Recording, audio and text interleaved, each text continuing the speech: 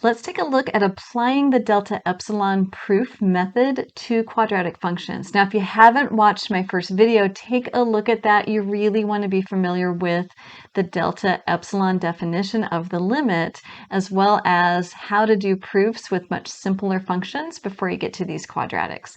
Let's go ahead and dive in with this though. Now I've got it set up so that my work is on the right-hand side and my proof is on the left-hand side. The proof is actually our answer. The work is just going to get us what we need to come up with a nice formal proof. Now, it doesn't matter what function you're using, you are still using that delta epsilon definition.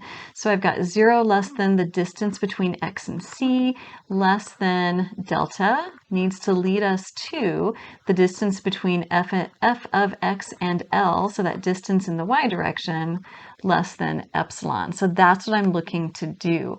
As I go through my work, I want to start with my delta statement and my epsilon statement. So in my example here, c is equal to 2. My function is just that x squared, and my limit is equal to 4. So here comes our delta statement. So 0 is less than x minus c, so that's going to be x minus 2 is less than delta. And then our epsilon statement. So f of x, which is x squared, minus L, which is 4, is less than epsilon. Now I'm going to continue just as we had done before to work with this epsilon statement. My goal is to define delta in terms of epsilon. That's our goal. Let's continue working through this one. I'm going to factor this. I am looking for that x minus 2 to get isolated, and this is a really nice difference of squares. So I can rewrite this as x plus 2, x minus 2, absolute value less than epsilon. This is a product, so I can go ahead and separate this into two separate absolute value, x minus 2 less than epsilon. Let me give myself a little bit more room here. Now we are limiting x minus 2, that distance, by delta. So we can go ahead and say that because we are limiting x minus 2 in absolute value by delta, we want this to really be tiny, tiny, tiny. So we can easily say that the distance between x and 2 is less than 1. I can unwind this absolute value statement, so it says -1 is less than x minus 2 is less than 1. Now what I really need to do is to deal with this x plus 2, and I want my delta to be epsilon divided by some number or times some number. That's what I'm looking for. So I really need to get to this x plus 2. Well, to get from the x minus 2 that we have here to the x plus 2, I need to add a 4 to everybody. So hang on for just a second. We are just about where we want to be. So this gives me 3 on this side, less than x plus 2, perfect, is less than 5. I need just a little more room. And I can say that safely x plus 2 is less than 5 in absolute value. So x plus 2 in absolute value is less than 5. Well, going back up to my statement here, let's go ahead and rewrite what we have. So I have x plus 2 times x minus 2 is smaller than, x plus 2 is smaller than 5. Absolute value x minus 2 is smaller than delta. So this is going to be delta, which is smaller than epsilon. So again, x plus 2 is smaller than 5. X minus 2 in absolute value is smaller than delta. Now I've got this nice simple statement, and I can go ahead and divide both sides by 5, and I can say that we want to choose delta to be epsilon divided by 5. Now I've done a lot of work here, and I'm going to use that work as we put our proof together. Let me go ahead and just divide this here so we don't run into any problems. I've got my delta in terms of epsilon, so I can go right into the proof using the same format that we used before. Let's work our way back up to the top here, and I'm going to grab my pen. Here comes our proof. So we can say given any epsilon greater than 0, we are choosing delta to be epsilon divided by 5, which automatically makes this also greater than 0. Our format is identical. So I can say for, here comes my delta statement, 0 less than x minus, I was approaching 2, less than delta. Let's go ahead and replace that, x minus 2 less than, we're going to replace that with our epsilon divided by 5. Similar to how we did this before, I'm going to multiply the 5 out in front. Hopefully this looks so familiar. Everything so far is the same in our proof that we saw with our linear functions. But now I need to get my epsilon statement in there. What do I have so far from the epsilon statement? I've got the x minus 2, that's great. I've got the epsilon, that is great, but I need the x plus 2. I know that the x plus 2 is linked to that 5, so let's go ahead and get there. We can say because we've already established that x minus 2 is less than delta, we are going to let absolute value of x minus 2 be less than 1. We've done this before, so I'm really now formalizing my work. I can rewrite that absolute value as a continued inequality, so that means x minus 2 is between -1 and 1. My goal is the x plus 2. So I need to add 4 to all sides. So I'm going to add 4, add 4, add 4. I'm doing the same work that I had done before. Let me go ahead and move this down a little bit. And I am actually just about there. Grab my pen. And I end up with 3 is less than x plus 2 is less than 5, which tells me that the absolute value of x plus 2 is smaller than 5. Continuing, we need just a little bit more room here, and I don't want to miss that statement because we're really now rebuilding the statement that you can see up there on top. Okay, so watch what I do. I'm going to say thus. You could say henceforth. I think thus is a little easier to write.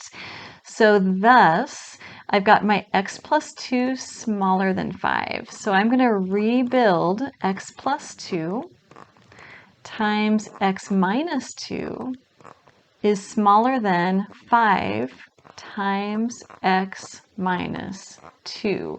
Now I've linked the x plus 2 smaller than the 5, but I also stated up above that x minus 2 in absolute value times 5 is smaller than epsilon. So I can say which is smaller than epsilon. All I've got left to do is to rework this so it looks like my epsilon statement. Now I have already covered that up. Hopefully you've got that on your paper. And working this through, I'm just going to do the math here. We get x squared minus 4 is less than epsilon. Now I've got it. F of x was x squared. 4 was my limit L. So the statement that I have right here is f of x minus L. So I was able to start with that delta statement with our assignment of delta as epsilon divided by 5, and I was able to get down to that difference in the y direction. I was able to get down to the epsilon statement. I'm ready for my conclusion. Let me get just a tiny bit more room. These are much longer. And I can go ahead and state my conclusion now. So I can say therefore, and I'm just rewriting the limit statement. So the limit as x approaches 2 of x squared is equal to 4. So in this one, I'm going to prove that the limit as x approaches 1 of x squared plus 3 is equal to 4. And in my work, I really need to establish delta in terms of epsilon. So let's go ahead and start with our statement. So I've got 0 less than, here comes my delta statement, x minus 1. That's supposed to be a 1 is less than delta, and my epsilon statement. So the epsilon statement in the function direction, so x squared plus 3 minus 4 is less than epsilon. Okay, so we're going to continue working with that epsilon statement and start simplifying. So we end up with x squared plus 3 minus 4, that's minus 1. How nice is that? Less than epsilon. So we end up again with a difference of squares, and I can go ahead and factor this one. I'm going to factor it right into two separate absolute value. So I've got x plus 1 times x minus 1. And this is less than, 1, and this is less than epsilon. Now, we are already limiting x minus 1 by delta. So we know, x minus 1 is less than delta. Let's go ahead and just let that be less than 1. So that means that I've got it bound between, if I drop the absolute value bars, between -1 and 1. So x minus 1, and then -1 and 1. What I really need to get to, though, is the x plus 1. Well, to get from x minus 1 to change that to a plus 1, I need to add a 2 to everybody. So I'm going to add a 2 to all three sides of this inequality, and I end up with 1 less than x plus 1, perfect, is less than 3. So we can say then an absolute value, x plus 1, is less than 3. That takes care of this piece right here. I'm going to rewrite it down below, but what I've got now is 3. So that's this one. And then I've got absolute value x minus 1 is less than epsilon. Now I said I was going to write it down below, but let's not, because I'm actually here. I can divide both sides by 3, and I have x minus 1, which happens to be less than delta, is going to be an epsilon divided by 3. So we're going to let delta be epsilon divided by 3. Okay, so delta is epsilon divided by 3. Okay, so not only do we have delta in terms of epsilon, but we also have a lot of the math. So what I've written down there in pink and orange and blue is going to be the math to give us a nice formal proof. Let's move over to our proof. So following our script, so given epsilon greater than 0, we have chosen, so we're going to choose delta to be epsilon divided by 3, which automatically makes that greater than 0. We are starting with the delta statement. So we've got 0 less than x minus 1 less than delta. Let's go ahead and replace delta with epsilon thirds. So that gives me x minus 1 is less than epsilon divided by 3. Multiply both sides by 3. So 3 times x minus 1 is less than epsilon. Now, my goal is to get to my epsilon statement, and I want to start with this version first, absolute value x plus 1. That's where the 3 is going to come in. Everything else is exactly how I want it, and then I'll be able to move back up to the epsilon statement that we need. So I'm really just dealing with that 3 right now. I'm so close to where I want to be. So I need to work back to the fact that we've limited x minus 1 in absolute value by delta. So I can go ahead and say because absolute value of x minus 1 is less than delta, we are going to let x minus 1 in absolute value be less than 1. If I rewrite that as an inequality without the absolute value bars, that means that x minus 1 is between -1 and +1. Now my goal is to get to the x plus 1. Remember, that's the only piece that I'm missing here. So I've got x minus 1 in the middle. I'm going to add that 2. Sounds familiar, right? We did this work before. Add 2, add 2. So this is going to give me, let's see, 1 less than x plus 1 less than 3. And I can certainly say that the absolute value of x plus 1 is less than 3. So now I'm ready to work back to my statement. Let me give myself a little bit more room here. There we go. So now I can say thus, henceforth, however you want to write this. So thus, I've got, and I'm working with my x plus 1 in absolute value times x minus 1 in absolute value. This is the statement that I need to get to my epsilon statement, is smaller than, x plus 1 is smaller than 3. X minus 1 is itself. So I can write it like this, and this is all less than epsilon. Again, I'm just working my way back up to this statement here. So what do I have? I have that absolute value of x plus 1 times x minus 1. I can just drop what's in the middle. All of that is less than epsilon. Let's go ahead and just do the math here. I get x squared minus 1, multiplying those together. And if I look back up at my work, x squared minus 1 is the same thing as my function value. Let me get my pen here so you can see my function value minus 4. So I'm actually just a single step away.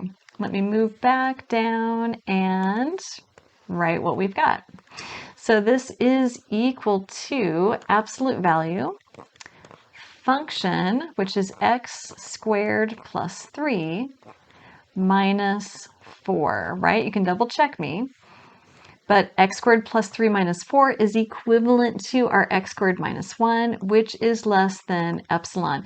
This is, and you don't need the pink part here, this is f of x minus L. So we are there, and I'm ready for my therefore statement. So I can say, therefore, the limit as x approaches 1 of x squared plus 3 is in fact equal to 4. Let's just do one more. So here we are at our very last example. If you are feeling confident, go ahead and pause the video, work through it, and then catch back up with me and see how you did. I'll bet you're going to do great. If not, go ahead and follow along with me. Here we go. In our work, we're trying to get delta in terms of epsilon. So let's go ahead and start with our delta statement. 0 is less than x minus 0 is less than delta, which we can shorthand as absolute value x is less than delta. Here comes our epsilon statement. So function 3x squared plus 2 minus our limit value of 2 is less than epsilon. Let's go ahead and clean this up. Remember, we are working with this statement primarily. So as we clean that guy up, I can subtract the 2 from the 2, and I just get 3x squared. I'm going to bring the 3 on the outside, so 3x squared. Now, what I'm working towards is getting just the x by itself. So I'm going to rewrite this another time. I'm factoring it. It's not exciting, but it's going to be absolute value of x times absolute value of x is less than epsilon. Now again, we're limiting the absolute value of x by delta. So let's go ahead and let absolute value of x be smaller than 1. So we don't need to do any more work, right? I could do the whole -1 and 1 on the other side, but I already have the other piece that I need. This guy is smaller than 1. So if that's the case, I have 3 times the first absolute value x is smaller than 1. The second absolute value of x, actually I write that in blue, is less than delta. And I've got my epsilon on the other side. So that tells me that delta needs to be epsilon divided by 3. Okay, let's do our proof. So proof, given epsilon greater than 0, we are going to choose delta to be epsilon divided by 3, which automatically makes it greater than 0. 4, here comes our delta statement, 0 less than absolute value x minus 0 less than delta. I can rewrite that as absolute value x less than epsilon thirds. I can rewrite that. Let's multiply the 3 on the other side. 3 absolute value x is less than epsilon. We can continue and we can say because the absolute value of x is smaller than delta, we can go ahead and let absolute value of x be smaller than 1. So I'm going to rewrite the statement that I've got here, and you're going to think of this as having a 1 on the inside there. So I am going to write what I have over here on this side. So here's what I've got. So this says that 3 times absolute value of x times absolute value of x is smaller than 3 times 1 times the absolute value of x, which is smaller than epsilon. Now there's a lot of 1s in absolute values, so let me write what we have got there. This really says that 3 absolute value of x squared, we don't need what's in the middle, is less than epsilon. And I am right here, and I'm ready to write my epsilon statement. I just need a little bit more room.